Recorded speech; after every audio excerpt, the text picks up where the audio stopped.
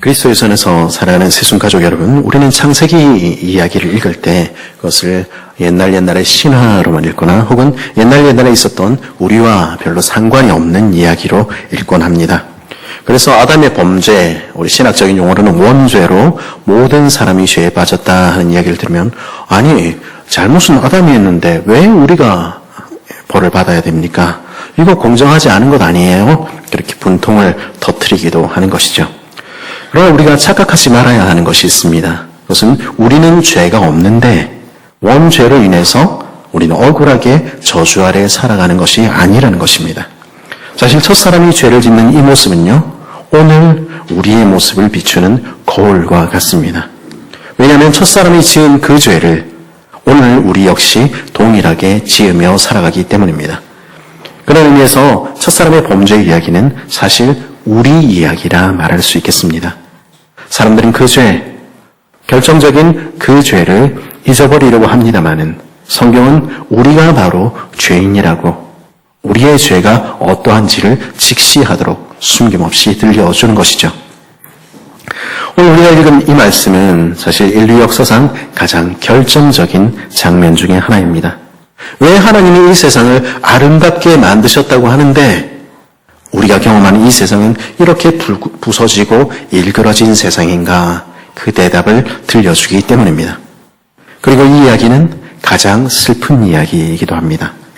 왜냐하면 더없이 사랑했던, 영원히 함께 할 것 같았던 그 사랑의 관계가 돌이킬 수 없이 파괴되는 모습들 보게 되기 때문입니다. 너무도 사랑했던, 내 모든 부끄러움, 내 모든 허물 내어놓아도 부끄럽지 않았던, 절대적으로 믿을 수 있었던 관계, 그 관계가 그 한 몸이 이제 끼어지는 것을 보게 되는 것입니다. 몸은 비록 같이 있지만 마음은 싸늘하게 식어지고 남처럼 되어가는 장면 만나게 되는 것입니다. 이는 내 뼈 중의 뼈요 내 살 중의 살이라. 당신 없이는 내가 없고 내가 없이는 당신이 없다. 우리 그렇게 다정하게 말해주던 남편의 모습 지난주에 살펴봤지요? 근데 그 동일한 남편이 오늘 본문에서 어떻게 이야기합니까? 12절을 보십시오. 아담이 이르되 하나님이 주셔서 나와 함께 있게 하신 여자, 그가 그 나무 열매를 내게 주므로 내가 먹었나이다. 죄는 자기가 지어놓고 적반하장으로 그 장인이신 하나님을 향해서 이렇게 삿대질하며 소리치는 것입니다. 당신이 준 저 여자 때문에 내 인생이 이렇게 망가졌어. 저 여자만 없었더라면. 그 이야기를 옆에서 듣고 있는 그 아내의 마음이 어땠을까요? 하늘이 무너지는 것 같지 않았을까요? 가장 사랑하고 가장 의지해야 할 사람이 나를 쳐버렸을 때 세상 누구도 믿을 수 없다는 그런 절망이 그녀를 사로잡지 않았을까요? 그러자 13절에서 발작적으로 아내는 말합니다. 저 뱀이 저랬어요. 저 뱀이 나를 꿰었어요. 나도 피해자라고요. 한 번의 실수였을 뿐이에요. 근데 이렇게 비참한 결과를 맞이해야 된다고요? 한 몸이었던, 영원히 함께할 것 같았던 그들의 관계는 그 자리에서 그렇게 덧없이, 그렇게 비참하게 깨어지고 있었던 것입니다. 그는 더 이상 서로에게 단 하나밖에 없는 소중한 사람이 아니었던 것이죠. 그런데 이 이야기가 더 슬픈 이유가 있습니다. 그들은 자기들이 무슨 짓을 하고 있는지도 알지 못했지만 그들의 죄는 단지 그들 두 사람만을 떼어놓은 것이 아니었습니다. 그 죄는 그들과 그들을 사랑하시는 하늘 아버지의 사이를 영원히 갈라놓고 있었던 것입니다. 그들이 하나님을 왕으로 섬기기를 거절한 그곳에, 그들이 하나님을 아버지로 섬기기를 거절한 그곳에 하나님과의 언약은 깨어지고 마는 것입니다. 인생은 이제 하나님의 더 없는 사랑의 대상에서 하나님의 무서운 심판의 대상으로 전락하고 있었던 것이죠. 이 모든 비극의 시작을 오늘 말씀 1절 상관자는 이런 말로 시작합니다. 그런데 뱀은 여호와 하나님이 지으신 들짐승 중에 가장 간교하더라. 이 모든 일의 시작에 누가 있었다고요? 뱀이 있었다. 이렇게 이야기하는 것입니다. 이 이야기를 저도 어렸을 적부터 주일학교에서 배웠습니다. 그래서 산에서 뱀을 만나면 요놈 새끼 이러면서 이 나쁜 뱀 이러면서 그 뱀을 잡아야 된다 이렇게 이야기를 하곤 했었죠. 근데 사실 여기서 이 성경에서 말하는 이 뱀은 우리가 산에서 보는, 들에서 보는 스네이크가 아닌 것이죠. 영어 성경은 serpent라고 기록하는데요. 요한계시록은 이 옛뱀의 정체를 우리에게 보다 분명하게 이렇게 말해줍니다. 계시록 12장 9절인데요. 큰 용이 내쫓기니 옛뱀 곧 마귀라고도 하고 사탄이라고도 하여 온 천하를 꿰는 자라. 이 옛뱀은 하나님이 창조하신 모든 피조물 가운데 가장 간교하고 가장 힘이 세었던 용이요, 마귀요, 사탄이라는 것입니다. 사람들은 흔히 선과 악을 그리고 빛과 어둠을 마치 대등한 것처럼 착각합니다. 그러나 이 말씀은 그 옛뱀, 곧 강대한 용과 이 세상의 통치자를 뒤에서 역사하는 마귀 사탄조차도, 악조차도 하나님의 통치를 벗어날 수 없다 들려줍니다. 그리고 하나님께서는 그 악을 반드시 정복하시고 승리하는 분이라고 들려주시는 것이죠. 그리고 또 한 가지, 그럼에도 불구하고 그 악은 끊임없이 하나님을 대적하고 그리고 하나님의 백성인 그 자녀들을 삼키려 애쓴다는 것입니다. 세상에 처음부터 그랬듯이 사탄은 지금도 할 수만 있다면 하나님의 자녀들을 멸망의 길로 인도하려고 애쓰는 것입니다. 그리고 그의 가장 큰 무기는 거짓말입니다. 그는 거짓의 아비라 불리는 것이죠. 그날 옛뱀은 여자에게 물었습니다. 3장 1절 하반절인데요. 뱀이 여자에게 물어 이르되 하나님이 참으로 너희에게 동산 모든 나무의 열매를 먹지 말라 하시더냐. 굉장히 간교한 질문이지요. 창세기 2장 16절에서 17절에 보면 하나님의 명령이 드러나 있는데요. 거기서 하나님 뭐라고 명령하셨습니까? 여호와 하나님이 그 사람에게 명하여 이르시되 동산 각종 나무의 열매는 내가 임의로 내가 네 마음대로 먹되 선악을 알게 하는 나무의 열매는 먹지 말라. 내가 먹는 날에는 반드시 죽으리라 하시니라. 하나님은 그날 모든 것을 허락하셨다는 것입니다. 단 하나, 누가 너의 왕인지를 기억하게 하는 그 나무의 열매, 그것만 먹지 마라 말씀하신 것입니다. 그러나 사탄은 그 말씀을 뒤집어서 하나님의 절대적인 명령을, 아니 하나님 자신을 믿지 못하도록 만드는 것입니다. 뭐라고 이야기합니까? 정말? 니네 하나님은 그것까지 전부 다 못하게 하시는 분이시니? 베풀어 주신 모든 것이 있는데, 허락하신 모든 것이 가득한데 허락되지 않은 단 하나의 우리 마음을 빼앗기게 만드는 것입니다. 그리고 사탄은 오늘도 우리에게 말하는 것이죠. 그거 하나가 너에게 없기 때문에 너는 불행한 거야.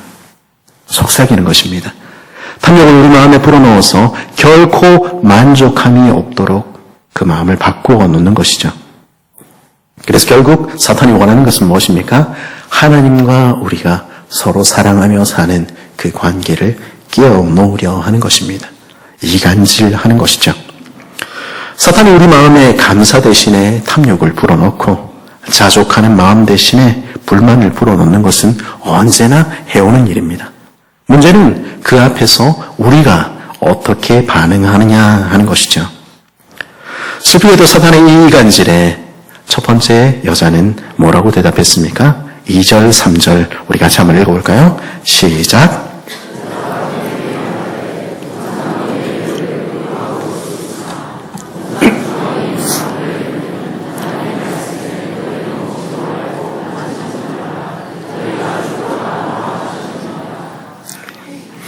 뭐라고 대답합니까? 동산 중앙에 있는 나무의 열매는 실과는 먹지도 못하게 하셨을 뿐 아니라 만지지도 말라고 하셨다. 이렇게 이야기를 하는 것입니다. 이것은요, 단순히 하나님의 명령을 기억을 잘 못해서 그냥 만지지도 말라 하는 것을 덧붙이는 이야기가 아닙니다. 이 여인 속의 마음에 지금 파고든 불만이 만지지도 못하게 하셨다. 그 이야기를 덧붙이게 만드는 것이죠. 하나님의 사랑의 명령이 마치 무거운 짐이라 된 듯이 부당하게 금지했다. 이렇게 말하는 것입니다. 하나님께서 선악을 알게 하는 나무의 열매를 만지지도 마라. 이렇게 말씀하셨습니까? 아니요. 그렇지 않습니다. 인생은요, 선악을 알게 하는 나무의 열매를 만지며 다른 말로 하나님의 율법을 주야로 묵상하며 하나님이 왕이시라는 것을 고백하며 살아야 했습니다. 그리고 동산 중앙에 하나님께서 그런 이들에게 베풀어 두신 영원한 생명나무의 열매를 먹으며 그렇게 영생의 삶을 살아야 했습니다. 그것이 하나님께서 그 인생들에게 계획하신 사랑의 계획이었습니다. 그러나 지금 그녀는 동산 중앙에 그 영생의 나무가 있다는 것도, 하나님을 왕으로 섬길 때 하나님께서 주시는 영원한 생명을 누릴 수 있다는 사실도 까맣게 잊어버리고 있는 것입니다. 그렇게 감사를 잊어버리고 불만이 가득한 마음에 마귀는 최종적으로 그가 하고 싶었던 그 이야기를 집어넣는 것입니다. 3장 4절 5절에서 뭐라고 얘기합니까? 뱀이 여자에게 이르되 너희가 결코 죽지 아니하리라. 너희가 그것을 먹는 날에는 너희 눈이 밝아져 하나님과 같이 되어 선악을 알 줄 하나님이 아심이니라. 하나님이 얘기했다고 네가 꼭 들어야 된다는 게 어딨냐, 그렇게 묻는 것이죠. 죽는다, 그거 괜히 겁주는 말이고 공갈이야. 그렇게 하나님의 명령을 그렇게 아무것도 아닌 것처럼 만들어버린 것입니다. 하나님은 니네가 눈이 밝아지고 하나님의 그 가스라이팅에서 벗어나 스스로 자기 운명을 결정하는 그런 어른이 되기를 원치 않으시는 거야. 네가 네 인생의 주인인데 네 마음대로 왜 못해? 사탄은 우리가 듣기 원하는, 듣고 싶어하는 이야기를 그 귀에 집어넣는 것입니다. 그러면서 사탄은 하나님이 우리를 가장 사랑하시며 우리에게 가장 좋은 것 주시기를 기뻐하시는 우리 아버지라는, 결코 흔들려서는 안 될 그 가장 중요한 믿음, 그 가장 중요한 관계마저 흔들어 놓으려 하는 것이죠. 왜냐하면 사탄은 처음부터 그 사랑의 관계를 깨어놓는 것이 그 소원이었기 때문입니다. 우리 마음에 때로 불만이 생길 수 있고 의심이 생길 수도 있습니다. 사탄은 끊임없이 우리 마음에, 세상은 끊임없이 우리를 흔들어 놓으려 하는 것이죠. 그러나 그 상황이, 그 환경이 그 자체가 우리를 무너뜨리는 것이 아닙니다. 왜냐하면 그 순간에도 우리는 여전히 다시 하나님의 말씀 앞으로 나아갈 수 있기 때문입니다. 하나님이 정말로 뭐라고 하셨는지 듣고 그분께 정말이에요? 하나님이 내 인생을 사랑하지 않으세요? 우리 물어볼 수 있는 것입니다. 그리고 비록 다 이해하지 못해도, 비록 다 그 뜻을 알지 못해도 하나님이 내게 가장 좋은 것이 무엇인지 아는 지혜로운 아버지시며 나를 가장 선한 길로 인도하시는 좋으신 하나님이시라는 것을 그때도 믿을 수 있는 것입니다. 그것을 가리켜서 우리는 믿음이라고 부르고 신뢰라고 이야기하는 것입니다. 그리고 무엇보다도 그 순간에도 우리는 우리가 피조물임을 기억하고 하나님의 손 아래 겸손히 자신을 내려놓을 수 있는 것입니다. 우리는요, 말씀 위에 서서, 가장 높은 곳에 서서 하나님의 말씀이 이게 옳은지 그른지 판단하는 그런 자리에 서 있는 존재들이 아닌 것입니다. 사탄이 끊임없이 우리의 귀에 속삭여오고 서구사회와 현대사회가 오늘도 주장하는 바와는 달리 무엇이 옳은지 무엇이 그른지 그 선악을 판단하는 것은 우리 자신이 아닌 것입니다. 끊임없이 흔들리고 쉽사리 변하는, 무엇보다도 죄인이요 편향된 우리는 진리를 판별할 능력을 갖고 있지 못한 것입니다. 그러기에 우리는 하나님이 주인이심을 인정하며 그 말씀 앞에 엎드리는 것입니다. 그리고 그 말씀이 내 삶을 인도하도록 내어 맡기는 것이죠. 믿음은요, 불만도 전혀 없고 의심도 전혀 없는 그런 상태를 말하는 것이 아닙니다. 우리가 바보입니까? 그렇지 않죠? 그런 것은 있을 수가 없습니다. 그런 믿음은 무엇입니까? 그것은 그럼에도 불구하고 하나님을 신뢰하는 것입니다.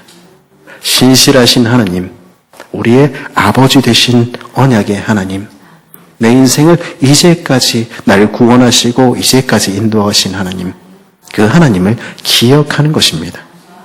그 하나님을 기억하고 성경의 하나님을 붙들 때 우리는 그 어떤 순간에도 하나님을 신뢰하며 살 수 있는 것입니다.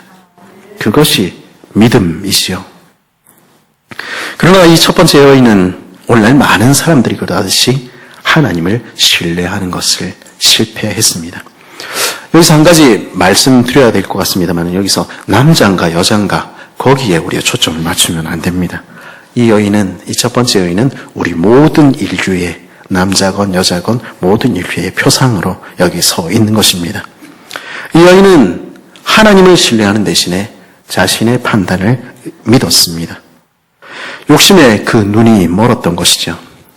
욕심에 그 눈이 먼 사람들은 어떻게 합니까? 남들이 보기에는 전혀 말도 안 되는 얘기도 자기는 확신하는 것입니다. 우리를 사랑하는 이들이 너 그러면 안 돼! 눈물로 조언을 해도 듣지 않는 것입니다. 내가 알아서 한다. 이야기하는 것이죠. 그리고는 성경이 뭐라고 이야기해도, 말씀이 뭐라고 해도, 얘기해도 내가 제일 잘 안다. 그리고 끝까지 가는 것입니다. 6절 말씀은 그런 우리의 모습을 적나라하게 보여줍니다. 6절 상반절 뭐라고 이야기합니까? 여자가 그 나무를 본즉 먹음직도 하고 보암직도 하고 지혜롭게 할 만큼 탐스럽기도 한 나무인지라. 이거 다 그녀가 그렇게 본 것이죠. 세상에 먹기만 하면 지혜롭게 되는 나무가 있습니까? 그러면 우리 고3들 공부할 필요가 없습니다. 그 나무를 찾아 먹어야 되는 것이죠. 선악을 알게 되는 그런 나무의 열매가, 먹기만 하면 그런 나무의 열매가 세상에 있습니까? 그런 나무의 열매는 존재하지 않는 것입니다. 한 방에 내 모든 문제가 해결되는 것, 그런 일은 있을 수가 없는 것입니다. 그런데 눈에 뭐가 씌워지면 그 허튼 이야기가 전혀 이상하게 느껴지지 않는 것입니다. 맛있어 보이고 매혹적일 만큼 아름답고 그것만 먹으면 나 지혜롭게 될 것 같은 것입니다. 욕심에 내 눈이 멀게 되면 내가 갖지 못한 것, 내가 누리지 못한 삶, 그게 그렇게나 좋아 보이는 것입니다. 오늘 우리 시대의 모습 그렇지요? 오늘 많은 사람들 맛있는 것에 목숨을 겁니다. 맛있는 식당에 1시간, 2시간씩 줄을 서서라도 먹어야 되고요. 미슐랭 식당 이런 데 가기 위해서는 몇 달 전부터 예약을 해야 되는 것입니다. 그리고 오늘날 많은 사람들은 남들의 눈에 어떻게 보일까 그거 고민합니다. 건강을 위해서 다이어트 하는 거 누가 뭐라고 하겠습니까마는 더 예뻐 보이려고, 더 근사해 보이려고 그 겉모습에 목숨을 걸기도 하는 것입니다.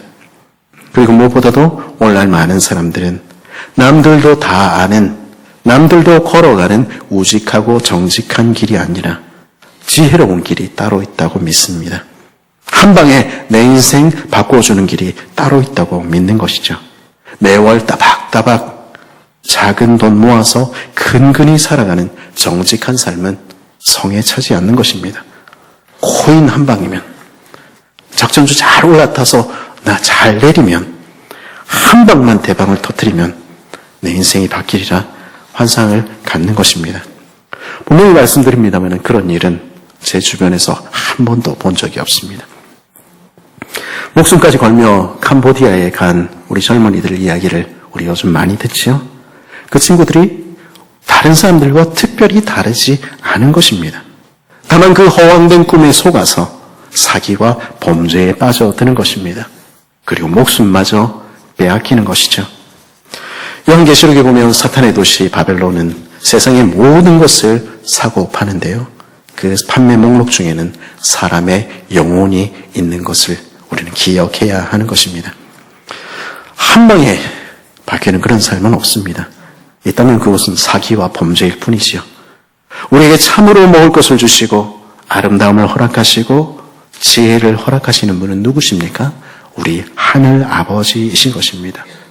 그분의 손 아래서 우리 날마다 하루하루를 성실하게 정직하게 채워가야 되는 것입니다.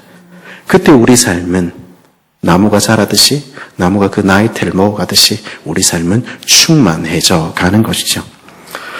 그러나 우리 욕심이 우리 마음을 가득 채울 때 우리는 한 방의 삶이 그렇게 탐스러워 보이는 것입니다. 그래서 다단계나 사기에 빠져든 사람들 결국 어떻게 합니까? 자기만 그거 할 뿐 아니라 주변 사람들도 끌어들이는 것입니다. 보증도 요구하고 빚도 지고 그렇게 하는 것입니다. 그래서 결국 다 같이 망하는 것이죠. 우리는 그 첫 번째 장면을 오늘 말씀 6절 하반절에서 보는 것입니다. 여자가 그 열매를 따먹고 자기와 함께 있는 남편에게도 주매 그도 먹은지라. 첫 번째로 발목 잡고 같이 죽어간 그 모습을 우리 여기서 발견하는 것이죠. 옛된 마귀는 인생이 하나님을 금지하신 것을 하면 그 눈이 밝아져 하나님처럼 될 것이라 속삭였습니다. 그리고 그 금지된 것을 먹었을 때 그들의 눈은 밝아졌습니다. 그래서 보게 된 것이 무엇이죠? 7절 상반절은 이렇게 말합니다. 이에 그들의 눈이 밝아져 자기들이 벗은 줄 알고. 하나님 떠나면 하나님을 왕으로 모시길 거절하고 내 마음대로 하면 좋을 것 같았는데 그럴 때 인생이 얻게 되는 것은 무엇입니까? 영원한 생명을 잃고 벌거벗은 거지처럼 된 것 발견하게 되는 것입니다. 죄를 짓고 나자 인생은 자기가 무엇을 했는지 이제 비로소 깨닫게 됐습니다. 우리 아이들이 쓰는 전문 용어로 현타 온 것이죠. 현실 자각 타임이 된 것입니다. 그러나 하나님의 보호하심 없이는 이 만드신 자연 속에서 마음껏 살아갈 수조차 없는 벌거벗은 채 존재하는 연약한 피조물에 불과하다는 것을 알게 되었던 것입니다. 그걸 깨달았다면, 현실을 깨달았다면 어떻게 해야 됩니까? 잘못을 했다면 잘못을 인정하고 하늘 아버지 앞에 두 손 들고 나가야 되지 않았을까요? 그게 정상적인 반응이지요. 그러나 우리는 잘못을 인정하면, 그래서 미안하다고 솔직하게 말하면 죽기라도 하는 것처럼 그렇게 구는 세상을 살고 있습니다. 그리고 우리를 꼭 닮은 우리 조상들도 그렇게 했지요. 그래서 8절 뭐라고 말합니까? 그들이 그날 바람이 불 때 동산에 거니시는 여호와 하나님의 소리를 듣고 아담과 그의 아내가 여호와 하나님의 낯을 피하여 동산 나무 사이에 숨은지라. 그 문제를 들고 솔직하게 하나님 앞에 나아가는 대신에 괜찮은 척 무화과 나무에 불렸고 거짓으로 포장하는 것입니다.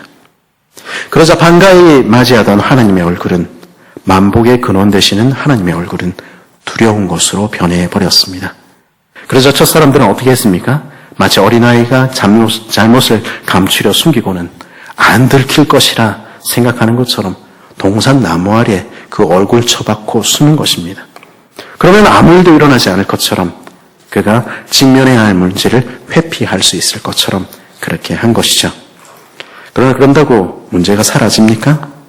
우리는요, 사람은 속이고 남들 앞에서는 잠시 동안 괜찮은 척 허세를 떨 수도 있습니다. 그리고 심지어 자기마저도 속일 수 있습니다. 그러나 우리의 존재를 직시하시고 우리의 행위를 살피시는 하나님의 눈은 속일 수 없는 것입니다. 저와 여러분, 우리 모두는 각자 반드시 하나님의 심판대 앞에 서게 될 날을 맞이하게 될 것입니다. 그리고 그날에 우리는 벌거벗은 것처럼 하나님 앞에 우리의 부끄러운 실상을 드러내게 될 것입니다. 그러나 그 날이 오기 전에, 아니 그들이 죄를 짓고 하나님을 왕으로 모시기를 거부하던 바로 그 순간에 하나님 그들을 찾아오셨습니다. 그리고 말씀하셨죠? 9절입니다. 여호와 하나님이 아담을 부르시며 그에게 이르시되 내가 어디 있느냐.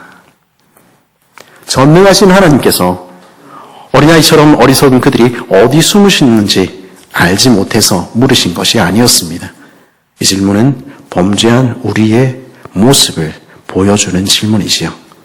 네가 원래 있어야 될 그 자리를 떠나 너 지금 어디 있니?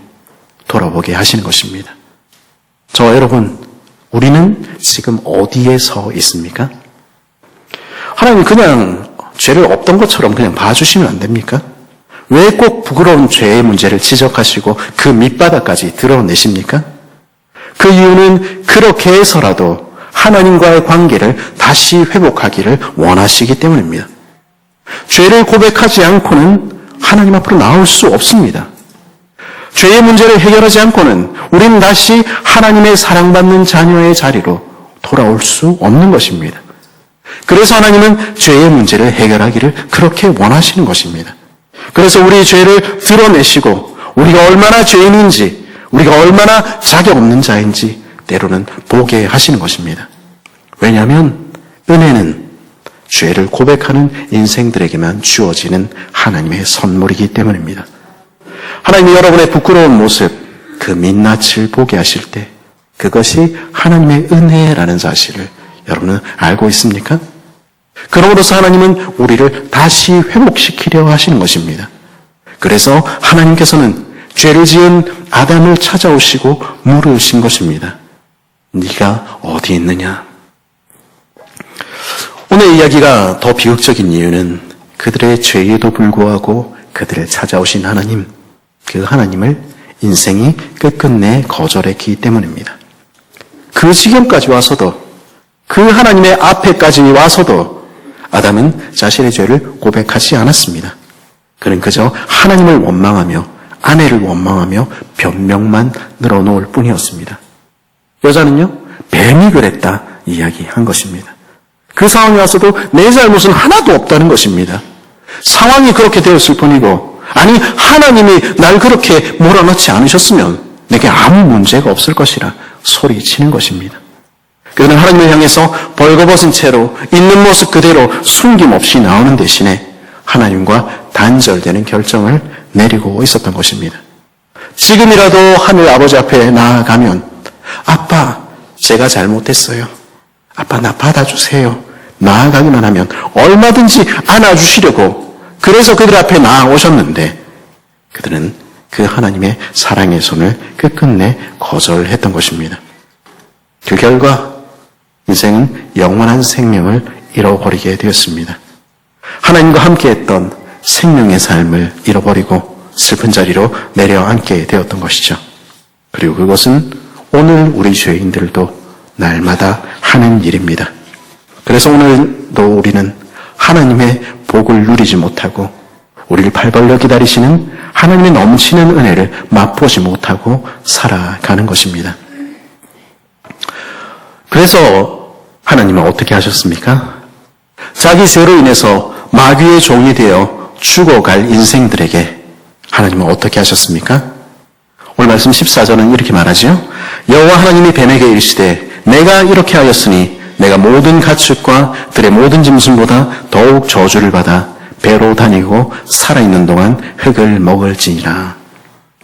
이제 인생을 종으로 삼아 완전히 멸망시키려는 그 옛 뱀을 멈추시고 가장 비천한 자리로 내어 쫓으신 것입니다. 여기 보면 저주를 받아라는 말이 등장하는데요. 이 말 아라르라는 말의 원래의 의미는 결박하다, 묶다 하는 의미입니다. 옛뱀 사탄이 이제는 자기가 주인인 것처럼 그 백성들을 완전히 삼키고 완전히 멸망시키지 못하도록 하나님께서는 쇠사슬로 묶으셨다는 것입니다. 그것이 요한계시록이 보여주는 이야기지요.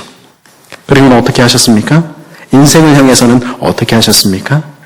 네가 내게 돌아올 수 없으니 네가 내게 오지 않으니 그러면 내가 네게 갈게. 주님 그렇게 말씀하신 것입니다. 결코 돌아오지 않는 우리를 찾아 하나님 자신이 인간이 되어 우리 가운데 오신 것입니다. 그리고 15절에서 이렇게 약속하셨죠. 내가 너로 여자의 원수가 되게 하고 내 후손도 여자의 후손과 원수가 되게 하리니 여자의 후손은 내 머리를 상하게 할 것이요 너는 그의 발꿈치를 상하게 할 것이니라. 그리고 그 약속대로 여자의 후손으로 오신 하나님의 아들 예수님께서는 죄의 종이 되어 죽어야 할 우리를 대신하여 그분이 옛뱀에게 발꿈치를 상해 십자가에 달려 죽으신 것입니다. 그럼으로써 우리를 다시 살리신 것입니다.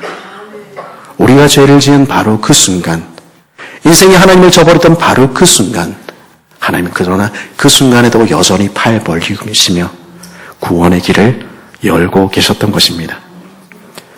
우리가 죄를 지어도 우리가 하나님을 저버려도 그러나 하나님은 우리를 버리지 않으십니다.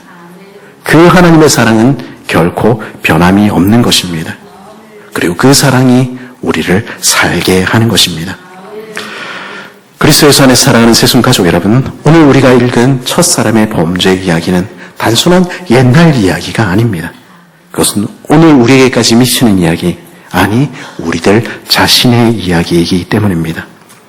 옛뱀 사탄은 오늘도 우리 가운데 역사하며 할 수만 있다면 하나님의 자녀들을 삼키려 합니다.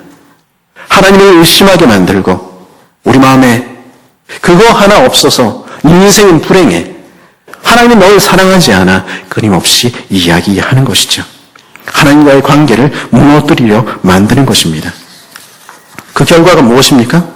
우리는 하나님의 자비의 손길 아래 사는 정직하고 성실한 삶 대신에 헛된 것을 쫓아 죽을 길로 달려가는 것입니다. 하나님께서 우리의 벌거벗은 모습을 보여주셔도 하나님께 죄를 고하고 돌아오는 대신에 끝까지 변명하며 하나님을 탓하며 자신의 미봉책을 찾으려 하기도 하는 것입니다. 결코 우리를 팔 벌려 기다리시는 하늘 아버지께 돌아오지 않는 것입니다. 오늘의 우리가 그렇듯이 첫사람들도 그러했던 것입니다. 그 결과 무엇입니까? 하나님과의 언약은 깨어졌으며 그 결과 우리는 하나님의 복으로부터도 멀어진 부서진 세상에 우리는 살고 있는 것입니다. 낙원을 잃어버린 것이죠. 그러나 우리에게는 여전히 소망이 있습니다. 지금 성탄 장식이 우리 되어 있는데요. 우리에게 있는 소망은 무엇입니까? 하나님께서는 그럼에도 불구하고 우리를 사랑하기를 포기하지 않으셨다는 것입니다. 우리를 찾으시는 하나님, 옛된 사탄이 오늘도 우리를 완전히 멸하지 못하도록 묶으신 하나님, 결코 돌아오지 않는 우리를 대신하여 직접 찾아오시는 하나님, 그래야 우리를 대신하여 십자가에서 자기를 피를 흘리신 그 하나님의 사랑에 오늘도 우리의 소망이 있는 것입니다. 그 주님이 오늘도 저와 여러분을 부르십니다. 그 하나님의 부름 앞에 여러분은 어떻게 대답하시겠습니까? 여러분이 지금 어떤 자리에 있던, 어떤 처지에 있고 어떤 상황에 있던 그 자리에서 하나님, 아빠, 제가 잘못했어요. 주께 돌아갑니다. 그렇게 손들고 나올 수 있는 것입니다. 그때 주께서는 우리를 팔 벌려 안아주시며 주께서 그 모든 죄를 짐을 대신 지시고 새롭게 하실 것입니다. 그렇게 오늘 또다시 사랑의 주님께 겸손히 돌아가는 복된 저와 여러분 되기를 간절히 바랍니다.